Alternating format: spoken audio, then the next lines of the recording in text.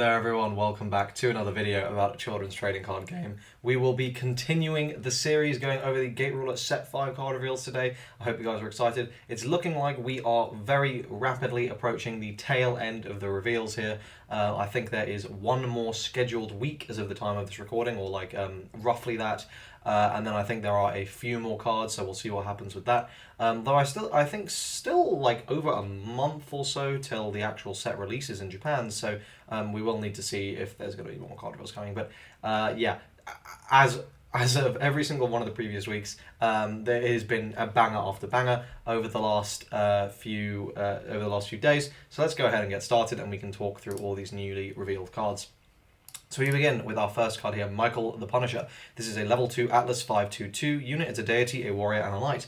Obviously, we know that warrior is a very important trait to have, but deity is also relevant for certain Genesis things. This has Sentinel Summoning and Concealment. This can be normal summoned from the set zone, and during your turn, if your opponent put a unit into play this turn, this can be special summoned from your hand or set zone as an instant action. So this is a very, very interesting card, right? So this has Sentinel Summoning, which means you can just straight up play it for 2, right? Like at any point you can just pay the cost, spend 2, slam it down. Cool. But also, if your opponent does something on your turn, then you can, if from the set zone or from wherever, you can just immediately slam this down. Now, I think the concealment stuff, kind of whatever. Like, I understand that there are synergies there with cards that look for the top few cards, see if something can be set, or like the coup d'etat, which literally would set concealment things. I understand there are some synergies there. Personally, I do still think by far this is going to be better in hand-based rulers, where you can just hold it until you need it. And Sentinel Summoners are just fundamentally very, very powerful. So if you are able to get strong card advantage in a lot of those Sentinel Summoning, you're actually just that is a way you just do not die. And this being an Atlas is also an amazing W, because Atlas just does not care about a lot of stuff, because it has some of the most insanely powerful defensive tools in the game. So yeah, absolutely fantastic card. I think this is going to see plenty of play. Emergency Deployment. This is a level 0 tactics event. This is counter added to your hand, so obviously a very good counter. Timing, sound, and action. Normal summon up to 2 units with their combined levels equal to 1 or less from your hand without paying the cost and without spending the summon cap. So obviously, in theory, this is good, right? You just get to flood a board. But I don't, obviously, I guess this is intended for Shuriken. But in Shuriken, the summon cap is 3 anyway. So it's do you really want to be taking up your counter space for something that, definitely not a bad counter, but it's not proactively doing anything on your opponent's turn. And, you could just, you're getting 1 extra unit if you do this and then you just summon 2 things. I don't know, maybe we'll see, with this whole Shuriken deck, lots of things that are built around charge shields, so where you want to be playing tons of cards, or ways that, cards that draw you cards when other things are played or something. We'll need to see, but at the moment I don't think this is particularly good. Though in the near future we are going to be getting, I believe, the support for this shown, so we will see. Next we've got a whole wave of your margin front reveals. First we've got Nekomata Aijiro. This is a level 1/2/1 Supernatural Earth Beast Incantation. Every single one of those attributes is very, very relevant. Counter, look at the top 2 cards of your deck and put any number on top of them on top of the deck and put the rest at the bottom of the deck. This is actually pretty good. As a counter on your opponent's turn, to just literally go, okay, I hit this, I'm just going to check right now if these next 2 damage are counters. If they're not, I can just shove them to the bottom of the deck. Realistically, by the time you're taking that, let's say on average, you're looking at 30 to 40 cards in the deck, when you do this ability.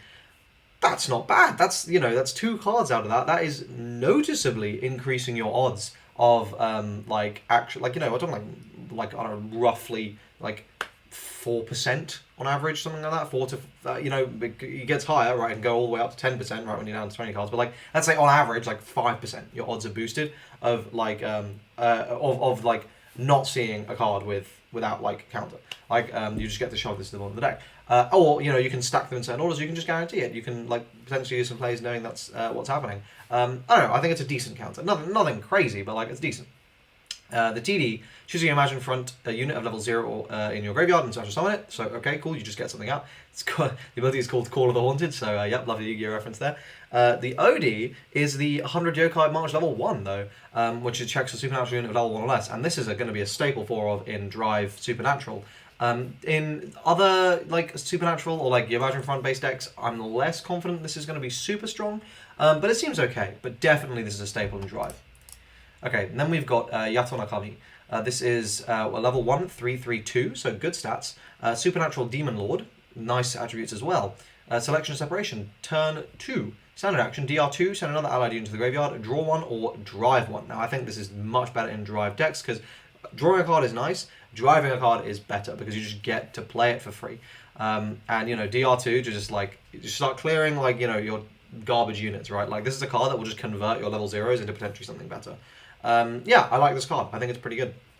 And obviously there's the clear synergy, right, between these two cards, because this just revives a 0, and then you DR2, sack the 0, see what you get, then DR2 more, sack this, see what you get. Like, there's some very clear synergies there.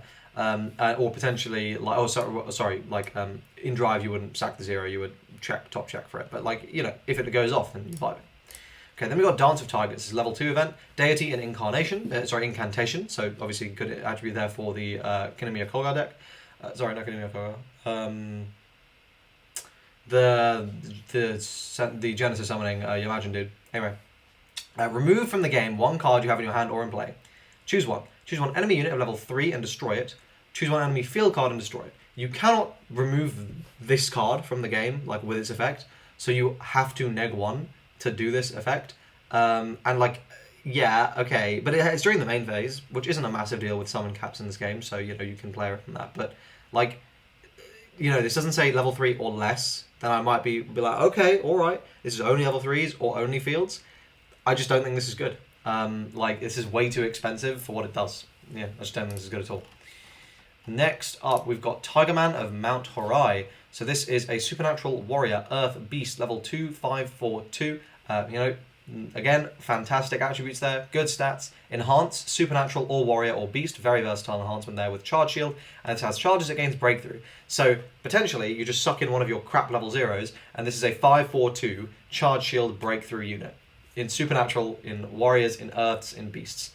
Very nice card. I think this is going to see play as a very annoying, like, sticky card that's difficult to get rid of. Next, we've got Looming Flower. This is a level 2 Supernatural Incantation. So again, Incantation, relevant there. Timing, instant action. Negate the normal summon of a level 1 or lower enemy unit. And the summon cap is still spent.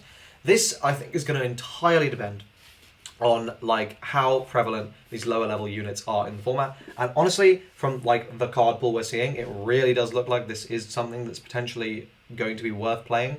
Obviously, like, you know, at high copies, who's to say, but I cannot think of anything more insane than, like, nulling the summon of the Death Shade level 1, because they still pay the cost and they still pay the cap, and then you just go, nope. But I do think that that as a win con is going to fall off in favour of the new Ouroboros, so... Yeah, but I think this is nice. I think this is a nice card. Obviously very meta-dependent, and it is quite heftily, like, expensive. You know, you're not going to be able to just use this in, like, a lot of decks. This seems more like something like you'd play in Union, or, like, Wizard, or something like that. So, yeah, a little bit more, or obviously Drive Rulers. So, yeah. Next, we've got Devastator Break Star Crusher. This is a one-diverse level 1 event. Crime Noughts, Firepower, and Willpower. Choose one. Instant action. Choose one or more enemy units and distribute damage among them equal to the number of future folk units you have in play. So up to 5 in what's it called? Fever. That's the word. So up to 5. So potentially a 1 cost basically sounds like that. Realistically, you're looking at 2 to 3. So okay, whatever. Standard action. Choose one enemy card with a level that is equal to or less than the number of space cubes you have in play and destroy it. That's much better. This is a standard action, makes sense, but, like, popping a level 2 or a level 3 or a level 4, like, pretty straightforwardly, that's quite nice. Okay, so 2 pretty good effects here. And then number 3, put 3 removed from the game Crime Noughts into your graveyard. Then you may DR3 Crime Noughts. If you do, burn 1 and then deal 3 damage to your enemy unit.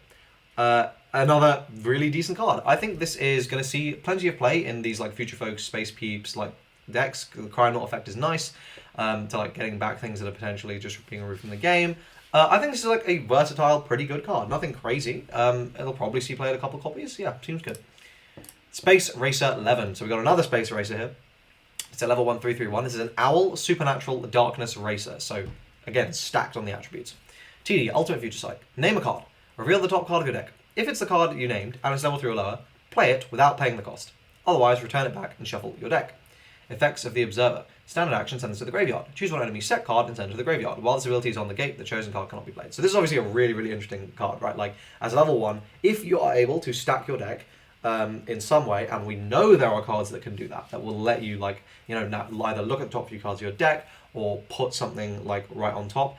We saw with, like with the event, like that adventurer one that like let you stack some non-CNT thing,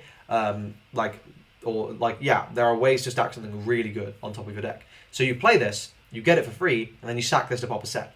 I think this is a potentially very powerful card, but it does seem very gimmicky that you kind of need to build around actually getting value out of it. Otherwise, you can, you know, just go for Hail Marys. You're like, okay, declare this is what wins me the game. And it's like, oh, cool, sir, I got it. So, you know, 1 in, like, I don't know, 20 games, you get this off, and obviously you're laughing. But yeah, this will be interesting to build around this card. As a Space Racer, it seems pretty whatever, though. Okay, then we got some Dragon support. We got Fairy Dragon. This is a level 0, 1/6/0 Owl Dragon, so we're getting that defensive power creep. TD and OD, if you have a Dragon or Dragon Lord in your damage zone, you may turn 2 face down cards in your damage zone face up, so you just get to unflip 2. And if you do not have another Dragon in play, this has -2 HP, so it becomes 1/4/0, so it becomes basically Nibelung, which we already was pretty decent. But yeah, like this being an Owl Dragon, like it's got really good attributes for this deck, and it's realistically going to be a 6 HP body. Yeah, this is pretty damn good. Then we got Wildrock. This is a level 2, 4/2/2 Owl Dragon Fire Darkness, again stacked with those attributes. OD, this gains 2 attack till the end of the turn. So this is going to be if you drive it, this is going to be a 6/2/2. But dragons seem to be more of a hand deck, don't worry. So this also has Breakthrough, which at 6 attack, that's hitting through everything. So, okay, noted. When this is special summoned, use this card's OD ability. Okay, so if you special summon it by any means, which we know there are many in dragons, you're instantly getting this effect. Fantastic. Standard action, you got 3, use the card's OD ability. So you can, you know, really stack up its attack to break through basically anything. I do wish this was an instant action, so you could just do it in response to your opponent playing some plus HP cards or something. I think that would make this card really, really powerful. But otherwise, I think this is definitely something you could easily include a few copies. It just seems pretty decent, but we are going to have to see to what extent Gear Up remains meta. You know, obviously, Adriano is phenomenal, but outside of Adriano, like, how much are we going to see? Because I think Heroes are going to fall massively in this next format. I think they are very underpowered. Unless some crazy hero support's coming, it definitely feels like they're not doing anywhere near as well. Let's talk about this next card here, Shreddy. This is a level 1/2/2/1 superhero, Violence, and Reginleif. I've got bad news, superhero fans. This is a superhero in attribute only. It does nothing. Genesis summoning materials. Listen, 1 or more Reginleif units. You may special summon 1 Dragon or Reginleif unit from your deck with a level equal to this combined level. So, okay, we got another Genesis summoner. Sick. That's really, really nice for the deck to have. Let's kill them together. Standard action DR3. Special summon 1 Reginleif unit of level 0 or less from your graveyard. Use that unit when the turn displays its Synchron ability. Destroy that unit at the end of the main phase. So, you know, we're talking about like banishing a card or like, you know, returning like one of your level 3s or something to like to the deck. And then you can instantly Genesis this away with that 0, so it doesn't go back to the graveyard, or you can leave that up to you. And then, once per turn, standard action, exhaust this, put 1 Reginleif card from your damage zone to the graveyard, and put 1 card from your graveyard to the damage zone. So, just as an FYI, you can't use this to like heal DR damage, but what you can use this for is to swap, for example, a Schrodinger's cat. Like, if you are happening to be playing some sort of variant of that, obviously you can't traditionally play that in Reginleif, or any of these things that do something when they go to damage. You can definitely, like, also try and fix certain traits if you don't need Reginleif in damage, but you need something else, which seems relatively unlikely, but yeah. I don't know, this seems like a very, very powerful card you're just going to be playing. I don't know about 4 copies or anything, but this seems like a staple. Coming on to more Reginleif staples, though, because, God, they eat so well today. Enjo of Pagoda Tree. This is a level 1 You Imagine Front unit, 5/1/1, great stats. Warrior, Future Folk, Reginleif, again, awesome attributes there. Let it blow. When this is special summoned, this gains Breakthrough. Okay, let's dance. Instant action, DR2 Reginleif, discard the card from your hand, reduce next damage dealt 2/2. So Reginleif now has this staple defensive tool. Yeah, this is a 4-off. Instant. The most instant 4-off I've seen in like quite some time. This is very, very, very good. Okay, then we got Ray of Twin Swords. So this is a level 0, 3, 2, 1 Warrior and Reginleif. This has Enhanced Warrior. Gale, if this has charges, it gains double attack. Again, But the mind's eye. When it's enters play through Sigrun, you may do DR4. If you do, look at your opponent's hand and discard 1 card from it. This is probably a fairly easy inclusion of 1 to 2 copies, just to be able to do it, because as we saw with the whole like owl deck, like with the whole big owl like combo deck back in set 3 format, being able to just snipe out 1 piece of your opponent's interaction can really just let you solidify a kill turn. So yeah, I think this is something you will be playing at a couple of copies, just to have the option to just go into it and be like, okay, cool, I'm ending you, right? Because, you know, Reginleif is the deck where you get to abuse abilities like this and keep them at low count, so you don't need to actually play a large number of them. So yeah, amazing Reginleif support in this set. And then, finally, to round off what the cards we got in the last week, we got this whole little wave of Undying theme support. So let's go through. First, we've got Lady Laurie. This is very much the best card there. This is Atlas level 2, 2, 6, and 1. So good stats. Owl and Supernatural. Counter, special summon this to an attack zone. Okay. This is a long night. Once per turn, standard action. Special summon 1 unit with Undying from your graveyard. So straight up, just get something free. Obviously, this is amazing. Like really, really strong. Then, Sleeping Alone is Lonely. Standard action. Choose a 1 non-legendary unit from your graveyard. DR Owl equal to its level +2 and special summon it. So this can also revive anything that isn't legendary. As long as you're like in Owl. But that's fine because like Owl has plenty of non-legendary cards that they would absolutely love to be abusing. Okay? And cards in your graveyard unaffected by your opponent's effects. So you get to make sure that you're actually able to do stuff like this and you're not just going to get cucked by a Sky Strike arrow. Yes, I want to see the Owl support, and that's, I think, getting revealed last. So I kind of put a pin in this card because it may be even better, but already it reads as pretty damn good, right? Like just being able to make a board out of nothing, very, very, very nice. Okay, then we've got Demolisher. So this is a level 2, 4, 3, 2, zombie and resistance. It has Undying, so just a reminder, the Undying keyword. If you have resources, you may pay this card's cost and normal summon it from your graveyard, counting it from your summon cap. So this is a little annoying because like having resources, like some hand-based decks actually don't, like Union. So and Union is obviously what this deck would be best in. So I guess that makes sense. This cannot be put in the defensive zone though. But this is again like the power of Undying as a keyword is once you have some in your graveyard, once you're set up with that, and you just get then like you literally just get to keep reviving it, and you're always going to have bodies. Okay, next we got Poltergeist. This is a level 1 Atlas 2/1/0. This is Owl attribute. So we're seeing like, you know, both these, some of the better cards are Owl traded. So the counter here special summons this, so anywhere, defensive zone as well. So this is immediately something that you're going to be considering because it goes to defensive zone. It has Undying, and your opponent cannot choose cards in your graveyard. So again, like as a unit that like you summon with Undying, it's nothing particularly special, but guaranteeing an Owl trait in Owl in particular is actually something that I would really be interested in. And obviously there's like a version of this in the first starter deck which is like similarly badly statted, but this has a pretty good counter, right? So yeah, I think this is nice. Then we got Baigujing. This is a level 2, you imagine front 3, 5, 2, so pretty nice stats there. Supernatural Deathshade Zombie Mage, again stacked on the attributes, and and you know there's lots of zombies now coming from all over the place, so we may be potentially seeing like a Vanquisher version coming out. Standard action DR2, special summon 1 zombie level 1 or less from your graveyard. Okay, that's good. Your opponent cannot choose cards in your graveyard. Allied units with Undying gain 1 attack. Allied Deathshade units gain 1 attack. So this is something that you're going to just like allow you to build up like a nice big board. I think this is pretty good. I think this is all right. Like decent zombie support. Like zombies need a lot more. Like I feel like almost every single zombie should have the Undying keyword, so you can actually take advantage of all those cards that like just destroy their own units. I just don't really know what zombies trying to accomplish at the moment. It just seems like a very bad tech, to be honest.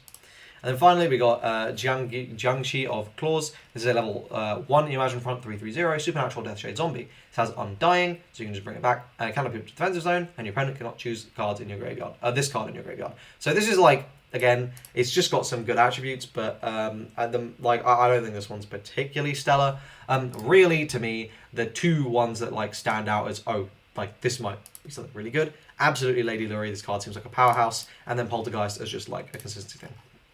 So that is it for this week of Gate Ruler card reveals. Set 5 is getting closer and closer. I will be making a video as soon as we get an English announcement. Hopefully we're going to be seeing all those new products that were announced, including the new Alice support that's going to be in that reprint set, which, I mean, God knows if we're getting that in English. But yeah, I hope you guys have enjoyed this video. If you're excited for set 5, let me know what you're excited for in the comment section down below, or join my Discord server where we can talk about it. But if you are also interested in the One Piece card game, or in Lorcana, or in Battle Spirits, I also make videos on those, so you should hit subscribe for those as well. Thanks so much for watching, and I'll see you guys in the next one. Cheers.